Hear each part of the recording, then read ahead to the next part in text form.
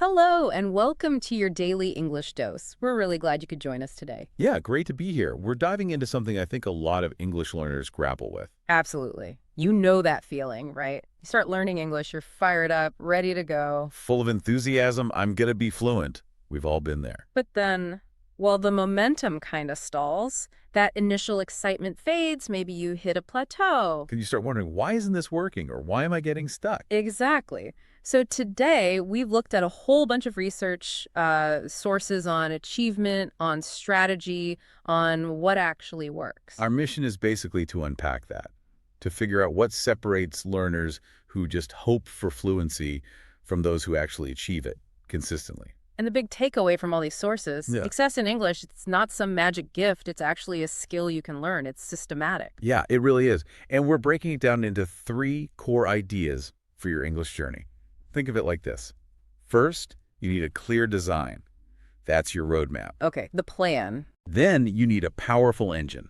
That's your motivation, the right kind of motivation. Got it. Engine. And third, you need consistent action. Those are the daily habits that actually move you forward. Design, engine, action. Design, engine, action. Love it. Well, hold on. Before we even start designing, there's a mindset shift we need to make, a terminology thing. Yes. This is crucial. We need to stop talking about fluency as a dream. Right. A dream feels passive, maybe a bit fuzzy, relies on luck sometimes. Exactly. It's often unrealistic. Instead, we need you to think of it as a goal. A goal. Okay, what's the difference? A goal is concrete. It's actionable. It requires real effort. It's something you actively work towards, not just wish for. That shift from dream to goal, that's like the foundation for everything else we're discussing today. Couldn't agree more. Yeah. So let's jump into that first part, the design. And the very first step is finding what we're calling your English North Star, your vision. Okay, the North Star. Why is that so important? Well, most learners, especially when you're starting out or even intermediate, have these really vague goals. Like, I want to get better at English. Or I want to sound more natural. Yeah, I hear that a lot. But what does that actually mean? It's too abstract. It lacks clarity, a destination. And if you don't know where you're going... You can't possibly plan how to get there. Makes sense. Yeah. So how do we fix that? How do we make the vision clearer? We need to boost the resolution, like on a TV screen. Make it high definition. Here's an exercise the sources suggest. Imagine yourself, say, 5 or maybe 10 years from now. Okay. Your English goal is totally realized. You've achieved it. What does your typical day actually look like? Be specific, you mean? Absolutely. Don't just think better job. Ask yourself, what specific English skills are you using? Are you leading a meeting with international colleagues? Confidently. Or maybe you're finally watching that complex British drama without reading subtitles all the time. Yes. Or understanding jokes, reading articles you couldn't before. And who are you talking to? New friends from different countries. Clients you're negotiating with. Precisely. When you paint this detailed picture, you connect your English goal to something deeper, to your core values. What kind of values? Like stability, personal growth? Could be anything. Stability, growth, connection, contributing something to the world. When your English goal is tied to that deep why, well, that's powerful. That's the anchor, isn't it? The thing that keeps you going when it gets difficult. Exactly. If your why is just get a good grade, one bad test can derail you. But if your why is this helps you provide for my family, or this opens up the world to me. You're much more likely to pick yourself up and keep trying. Right. And this clarity has a practical benefit right away. It becomes a daily decision filter. A filter? How does that work? Think about it. You wake up, you have choices. Scroll social media for 30 minutes, or maybe listen to a quick English podcast. Okay. With that clear vision, you ask, does this action move me closer to that future English-speaking life I imagined, or does it pull me further away? It simplifies things. Takes the guesswork out of how you spend your time. Pretty much. Okay, so we have the vision, the North Star. Now we need the actual design, the blueprint. Right, turning that big vision into steps, a plan. Exactly. A navigable step-by-step roadmap. And the best tool for this, the kind of international standard, is the SMART framework. SMART goals. Okay, most people have probably heard of this, right? Specific, measurable. Achievable, relevant, and time-bound, yes. But let's talk about how it applies specifically to the challenges of learning English. Good idea. Where should we start? Specific. Let's maybe focus on M for measurable first, because English goals are often hard to measure. What does fluent even mean numerically? Yeah, you can't really put a number on sounding natural. Exactly. So successful learners use objective metrics. Instead of get better at reading, it becomes something like Read one English novel this month, only looking up 5 words per page. perfect. Or maybe achieve a B2 level on a speaking practice test by December. Something you can actually track. Okay, measurable. What about A, achievable? That seems important for motivation. Hugely important, Hmm. especially for avoiding burnout. Your goals need to be challenging, yes, but realistic. Slightly out of reach is how the sources put it. So if I'm a complete beginner, aiming to give a presentation in fluent English next month, probably not achievable. Probably not. And setting impossible goals just drains your energy and makes you feel like a failure. You need that sweet spot, challenging, but doable with effort. Makes sense. And R for relevant. This links straight back to your North Star vision. If your ultimate goal is casual conversation with friends, maybe spending hours on highly formal academic writing isn't the most relevant use of your time right now. So the goal has to directly serve the vision you defined earlier. Exactly. It keeps you efficient, stops you wasting time on things that won't actually get you where you want to go. And finally, tamile, time-bound, a deadline. Greets urgency, right? Gives it structure. Absolutely. Without a deadline, someday often becomes never. Okay, so we have a SMART goal locked in. What's the master strategy now? You mentioned something about planning backward. Yes, the reverse calculation roadmap. Yeah. This is a really powerful planning technique. Instead of starting today and hoping you reach the goal. You start at the goal and work backward to today. Precisely. It forces you to be really strategic about the steps. Let's take an example. Say your final SMART goal is achieve TOEI 800 in 12 months so I can negotiate with suppliers in English. Okay, big goal, 12 months. Step 1 in reverse calculation. Right. What are the major milestones? If 800 is the end goal, maybe at 6 months you need to be at, say, 730. And maybe at 3 months, 650, like checkpoints. Exactly. Checkpoints to make sure you're on track. Sure. Step 2, what intermediate goals do you need to hit those milestones? So to get from 650 to 730, what skills do I need? Maybe it's mastering specific grammar points like conditionals. Mhm. Or perhaps you need to log, say, 10 hours of focused listening practice on business topics, specific smaller chunks. Right, breaking it down. And then step 3. Step 3 is the immediate action, the very first physical thing you need to do today or this week. So for that 10 hours of listening practice, the immediate action might be, It could be as simple as find and download 3 podcasts about business negotiations this afternoon. Something small, concrete, that starts the ball rolling. I like that. An action's so small you can't really say no to it. And the beauty of this reverse planning is that it forces you to think about potential problems ahead of time. How so? Well, you identify you need those 10 hours of listening. You think, okay, what if the podcast app I like requires a subscription I can't afford? So you plan for the obstacle now. Find free resources, maybe? Exactly. You prepare an alternative before you hit the wall, which dramatically increases your chances of sticking with the plan. Okay, this is great. We have the vision, North Star, and the design, SMART goals, reverse calculation, but a map doesn't move itself, right? Right. Now we need to talk about the engine, motivation. The fuel for the journey. And the sources say motivation isn't just luck. Definitely not. It's a psychological state. And the good news is you can actively manage it, intentionally build it. How do we do that? Are there different kinds of motivation? Broadly speaking, yes. There are 2 main types of fuel. First, internal motivation.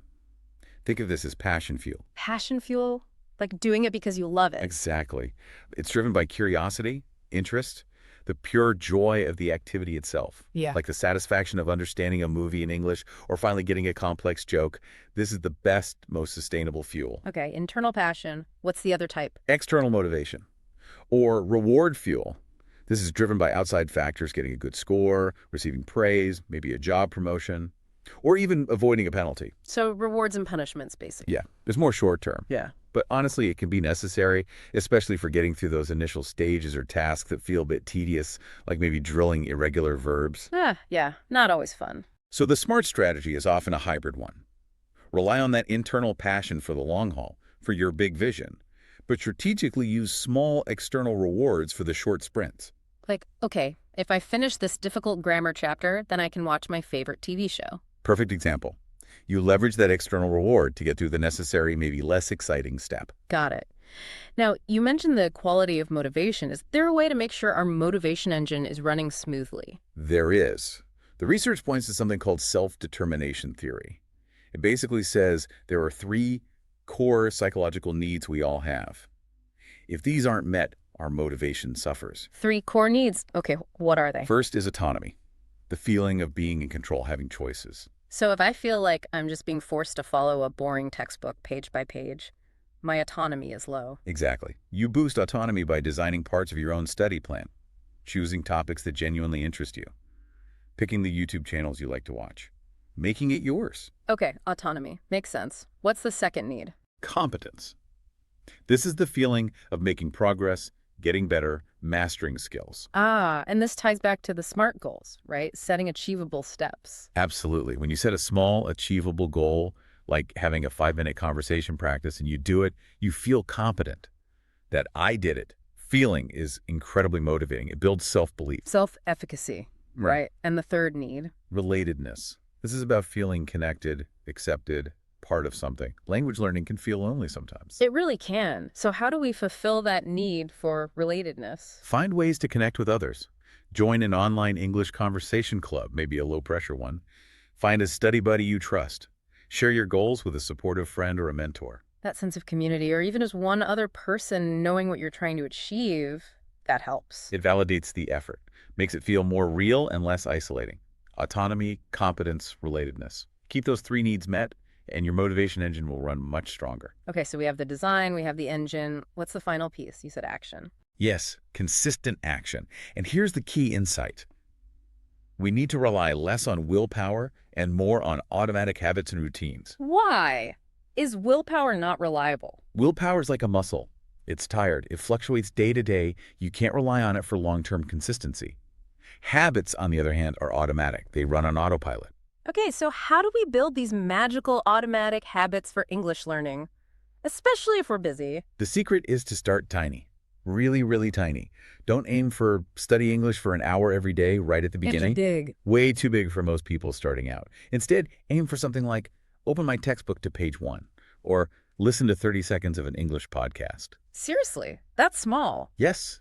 Make it so small it feels almost ridiculous not to do it. You remove the barrier to starting. Okay, start tiny. Then what? Then use habit stacking. You anchor the new tiny habit to something you already do automatically. Like? After I pour my morning coffee existing habit, I will review 3 English flashcards. New tiny habit. You link the new behavior to an established routine. Ah, piggybacking the new habit onto an old one. Clever. It makes it much easier to remember and stick to. And the third tip is to reduce friction. Reduce friction. Make it easier to do the habit. Exactly. If you plan to practice pronunciation after work, don't leave your materials buried in a bag. Put your pronunciation guide and maybe your headphones right on your desk where you'll see them immediately. Remove the obstacles. Make the path to the habit as smooth as possible. You got it. Tiny habits, habit stacking, reducing friction. These build routines that bypass the need for constantly fighting with your willpower. And all of this, the clear plan, the quality motivation, the tiny habits, it creates a kind of positive cycle, doesn't it? It absolutely does. It's like a flywheel.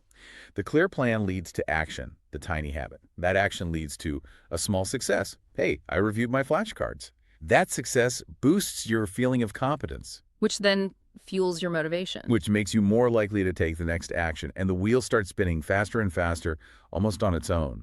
It becomes self-sustaining. That's a powerful image. The flywheel effect. Okay, this framework is incredibly practical, but what about the mental side? The doubts, the frustrations. Ah, the inner game. Yes, this is crucial, especially when you hit those inevitable plateaus or have a bad day. The foundation here is self-acceptance. Accepting yourself, even when you mess up. Exactly. Separating your performance in a specific moment, maybe you failed a quiz or couldn't understand someone from your fundamental worth as a person. Failure is an event, not an identity. That's hard to do sometimes, especially when you really want to improve. It is. One key tactic is changing who you compare yourself to. Stop looking at native speakers or super advanced learners and feeling inadequate. So who should I compare myself to? Your past self. That's the only valid comparison. Focus on the progress you've made. Celebrate that you understand more today than you did last month or last week. Notice your own growth. Okay, focus on personal progress, not external comparison. What else?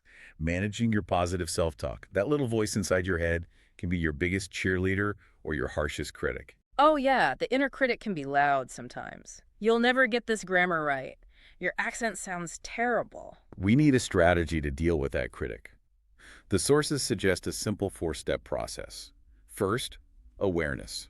Just notice the negative thought when it pops up. Okay, just notice it. Don't necessarily believe it yet. Right. Second, challenge it. Question if it's really 100% true. Is it impossible for me to improve my accent? Have I never gotten any grammar right? Usually the answer is no. So question the absolute negativity. Third step. Replace it. Swap that overly negative, often distorted thought with something more realistic and constructive. Can you give an example? Sure. Let's say you think, I totally failed that listening practice. I'm just bad at listening. You notice it, awareness, you challenge it. Am I really bad at all listening? Right. Then you replace it. With what? Maybe with, okay, I struggle with that specific audio clip. That tells me I probably need more practice with fast, natural conversations. What's one small thing I can do to work on that? Ah, so you turn the failure into data, into feedback about what to do next, rather than a judgment about yourself. Precisely. It's about shifting from self-criticism to constructive problem solving. This mindset is also key for tackling procrastination. Procrastination, yeah, that's a big one for learners. It feels like laziness, but you're saying it's not. Often, it's not just laziness, it's an emotional response. We procrastinate on tasks that make us feel uncomfortable.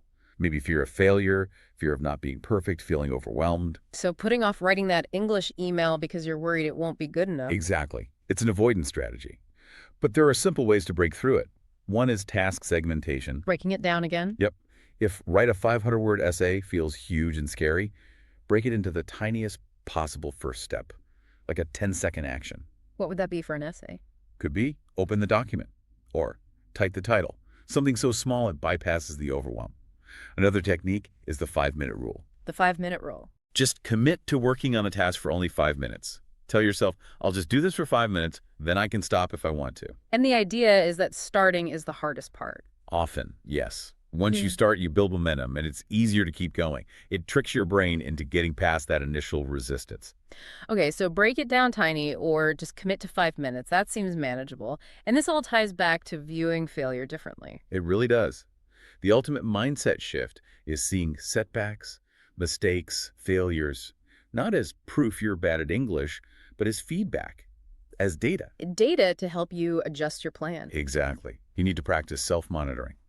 Track 2 things, your actions and your results. So I studied grammar for 5 hours this week, action, and also my score on the grammar quiz didn't improve. Yes. And if the result isn't what you wanted, despite the action, you don't say, I'm stupid. You ask, was my strategy effective?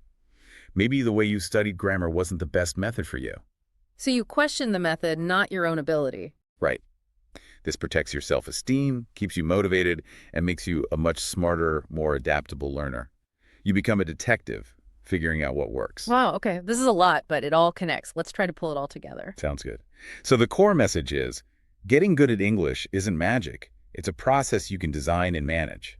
First, clarity is power. You need that clear North Star vision and concrete SMART goals. Know exactly where you're going. Then, motivation is something you build, not something you wait for. Fuel it with internal passion. Meet those core needs of autonomy, competence, and relatedness. And mindset is foundational. Manage your self-talk. See failure as feedback, not as judgment. Compare yourself only to your past self. And finally, consistency trumps intensity. Build tiny automatic habits using stacking and reducing friction. That's what creates long-term progress, the flywheel effect. Design, engine, action underpinned by the right mindset. You've got it. And if there's one final thought we want to leave everyone with, it's this. Okay, lay it on us. Stop waiting to feel motivated before you start. That's backwards. Instead, focus all your energy right now on building the smallest possible routine. That tiny habit idea again. Yes, ask yourself this specific question. What is the absolute smallest, maybe 60-second English action I could realistically do every single day? Something so easy, there's almost no friction, impossible to say no to. Like listening to one English sentence on repeat, saying one new word out loud. Could be anything that small. Find that action, because starting that tiny routine is often the single most powerful thing you can do right now. So the call to action for everyone listening is go back to your goals, even if they're still a bit fuzzy, and define that very first tiny physical step on your roadmap. Do it today. Don't just think about it. Take that first tiny action. That's how the journey begins. Fantastic advice. Thank you so much for breaking all that down for us. My pleasure. It's all about turning potential into real progress. Absolutely. Well, that's all the time we have for this deep dive. Thanks for joining us here at your daily English dose. Keep up the great work, everyone. We'll see you next time.